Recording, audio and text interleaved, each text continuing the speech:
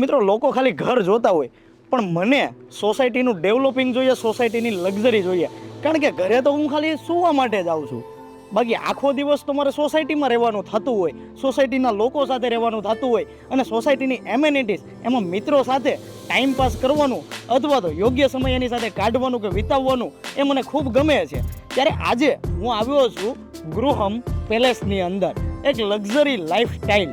આપણે જોઈ શકો કે ગૃહમ આ એમનો ગેટ છે, એમનું ક્લબ હાઉસ છે, અને સોસાયટીમાં જે ગ્રીનરી હોવી જોઈએ, સોસાયટીની લક્ઝરી હોવી જોઈએ, એ દરેક વસ્તુ અહીંયા તમને મળે છે. આપણે કહીએ ને કે ભાઈ જીવનમાં ઘણી વસ્તુ કોમ્પ્રોમાઇઝ કરવી પડે, પણ અમુક જગ્યા એવી પણ હોય છે કે જીવનમાં તમારે કોમ્પ્રોમાઇઝ કોઈ જાતનું કરવાનું રહેતું નથી.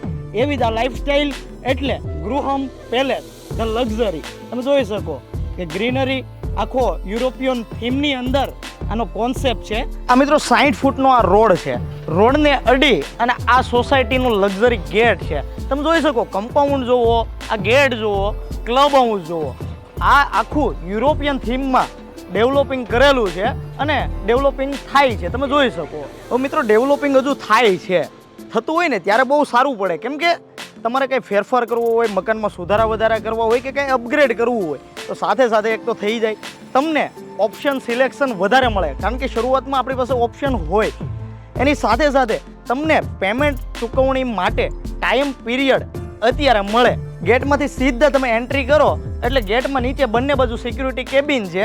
આ મેન રોડ છે 30 ફૂટનો, અંદરના શેરી કહી શકાય કે ગલી કહી શકાય એ 25 ફૂટની છે. આ બાજુ તમે જોઈ શકો કે આ સોસાયટીની એન્ટ્રીમાં આ ક્લબ હાઉસ છે. આ તમે જોઈ શકો કે 30 ફૂટના રોડ ઉપર હું ઊભો છું. આ બંને બાજુ જે શેરી છે એ 25 ફૂટની છે. મિત્રો જગ્યા સારી હોય, લોકેશન સારું હોય, એની અંદર પ્લાનિંગ સારું હોય, ત્યારે ડેવલપિંગ સારું કરી શકાતું હોય, અને આ દરેક વસ્તુ ત્યારે સેટ થતી હોય એવો પ્લાનિંગ છે. મકાનની વાત કરું, આપણે મકાન ઉપર જઈએ.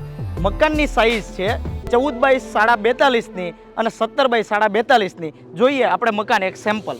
G+2નું આ પ્લાનિંગ છે, 3 BHKનું આયોજન છે. નીચે ગ્રાઉન્ડ ફ્લોર ઉપર પાર્કિંગ સાથે એક બેડરૂમ, ફર્સ્ટ ફ્લોર પર લિવિંગ એરિયા એની સાથે કિચન, અને એની ઉપર સેકન્ડ ફ્લોર પર 2 બેડરૂમ છે.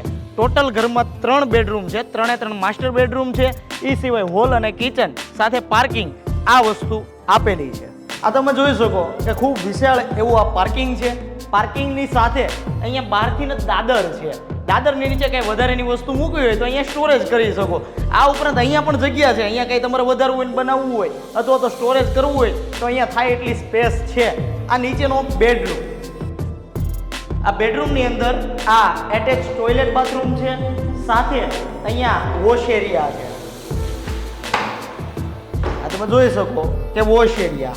આ કન્ડિશનમાં કંપની તરફથી તમને મકાન મળી શકે. જઈએ ઉપર અને જોઈએ. આ તમે જોઈ શકો કે ઇલેક્ટ્રિક ફિટિંગ જે આપેલું છે. હવે અહીંયાથી માનો કે અમુક સિસ્ટમ આપેલી છે કે ભાઈ નીચે તમારે નો યુઝ કરવું હોય તો અહીંયાથી સ્વિચ બંધ કરી દેવાની, અને ઉપરનું નો જોતું હોય તો ઉપરની સ્વિચ બંધ કરી દેવાની. એટલે ખૂબ સારું કહેવાય. સીધા તમે ઉપર આવો એટલે આ ખુલ્લી સ્પેસ છે. આ બાજુ લિવિંગ એરિયા છે અને આ બાજુ પાછળની સાઈડ રસોડું છે. સાથે આ બાજુ ટોયલેટ બાથરૂમની વ્યવસ્થા છે, ચોકડીની વ્યવસ્થા છે. આ લિવિંગ એરિયાનો સ્પેસ છે. આને અહીંયા તમારે વ્યવસ્થિત સિટિંગ થાય. અને બીજી એક વસ્તુ ખાસ મને એ ગમી કે ફૂલ આ આખી વિન્ડો છે. અહીંયા આખી આ વિન્ડો આવી જાય, સાથે આ બાલ્કની છે, અને આ બહારનો વ્યૂ તમે જોઈ શકો. આ તમે જોઈ શકો કે આ બાજુ ડાઇનિંગ માટેની જગ્યા છે. ડાઇનિંગ તમારી રીતે તમે સેટ કરી શકો. અહીંયા ટોયલેટ બાથરૂમની વ્યવસ્થા છે. આ બાજુ વોશ એરિયાની વ્યવસ્થા છે. અહીંયા બેઝિંગ લાગે. અને આ કિચનનું પ્લેટફોર્મ, આ કિચનની અંદર મોડ્યુલર કિચન બિલ્ડર સાથે આપશે, સાથે એક આરોનો પોઈન્ટ આપશે, સિંક આપશે. આ દરેક વસ્તુ કંપની તરફથી આવશે. જઈએ ઉપર સેકન્ડ ફ્લોર પર. સીધા ઉપર આવો એટલે આટલી સ્પેસ છે. અહીંયા હું તો પૂજા રૂમ બનાવું, પણ તમારે અહીંયા સ્ટોર રૂમ બનાવવો હોય, પૂજા રૂમ બનાવવું હોય તો તમે બનાવી શકો. સાથે સાથે અહીંયા ઉપર 2 બેડરૂમ છે. એક બેડરૂમ ગ્રાઉન્ડ ફ્લોર ઉપર હતો, 2 બેડરૂમ અહીંયા ઉપર છે. 3 માસ્ટર બેડરૂમ છે. ઉપર તમને પ્રાઇવસી મળે, અને નીચે આપણા જે વૃદ્ધો હોય અથવા તો વડીલો હોય એને ઉપર ચડવું ન પડે તો નીચે પાર્કિંગ સાથે એમનો એક બેડરૂમ છે.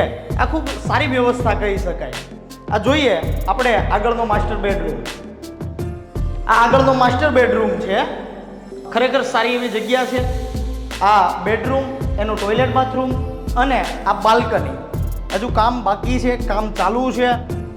આ સરસ મજાની બાલ્કની વાળો ભાગ આ તમે જોઈ શકો કે અહીંયા વધારેની થોડી સ્પેસ આપેલી છે. અહીંયા તમે પ્લાન્ટર કરી શકો.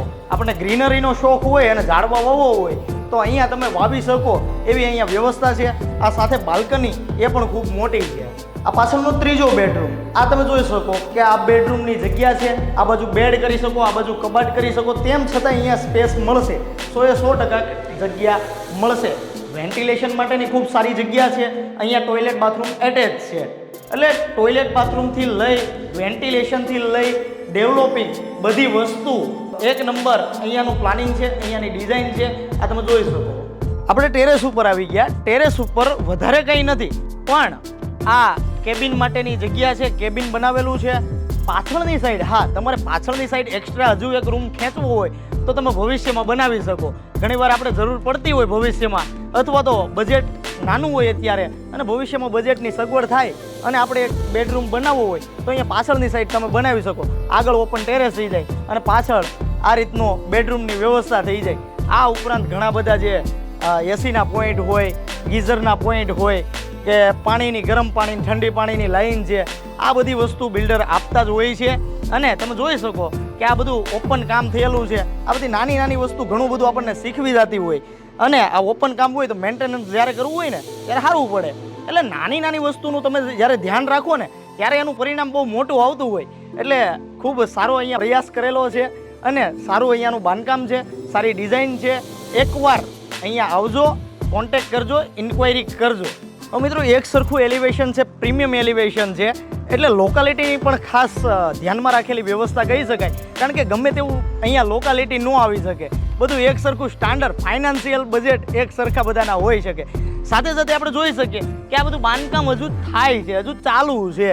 અહીંયા પ્લાન્ટેશન છે, રોડ રસ્તા, ગટર લાઇન, સ્ટ્રીટ લાઇટ, આ ઉપરાંત ફરતું તાર ફેન્સિંગ, એની સાથે સીસીટીવી કેમેરા. પણ પ્લસ પોઈન્ટ એક એ છે કે જનરેટર બેકઅપ પણ આપેલું છે. આપણી ઘરે લાઇટ જાય ને તો અંધારું થઈ જાય, પણ અહીંયા જનરેટરની સુવિધા છે. એટલે સ્ટ્રીટ લાઇટ અને ક્લબ હાઉસમાં કાંઈ પ્રસંગ ચાલતો હોય તો આપણને ઉપાધિ ન રહે. આ વસ્તુ પ્રેક્ટિકલ છે.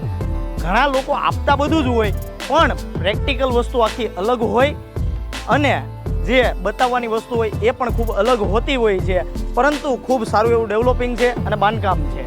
હવે ક્લબ હાઉસ જોઈએ. આ સોસાયટીનું ક્લબ હાઉસ છે. ક્લબ હાઉસમાં નીચેનો આખો બેન્ક્વેટ હોલ છે, ડેવલપ કરીને આપશે. કાંઈ બી પ્રસંગ કરવો હોય તો ઘર આંગણે થઈ જાય એવી આ વ્યવસ્થા કહી શકાય. અહીંયા બેન્ક્વેટ હોલ છે, સાથે કિચન પણ છે. હવે આ બધી પ્રેક્ટિકલ વસ્તુ કહેવાય, કારણ કે પ્રસંગ કરો એટલે જમણવાર કરવાનો. જમણવાર કરો તો ચોકડી છે, કિચન છે, એની જરૂર પડતી હોય. આ કિચન છે, આ બાજુ ઓફિસ માટેની જગ્યા છે અને આ બાજુ ચેન્જિંગ રૂમ. એમ ઘણી બધી વ્યવસ્થા અહીંયા છે. ઉપર ફર્સ્ટ ફ્લોર જઈએ, ફર્સ્ટ ફ્લોર પર જોઈએ. ક્લબ હાઉસમાં સીધા ઉપર ફર્સ્ટ ફ્લોર પર આવો એટલે આ જે સ્પેસ છે આ ઇન્ડોર ગેમ છે. આ ઇન્ડોર ગેમ છે. અહીંયા જીમ આવશે. આ જીમ માટેની જગ્યા છે. અહીંયા ઇન્ડોર ગેમ આવશે અને અંદર થિયેટર છે. ફેમિલી સાથે, ફ્રેન્ડ સાથે કે સોસાયટીના લોકો સાથે આનંદ કરવાની અને મૂવી જોવાની મજા આવે એની માટે આ થિયેટર છે.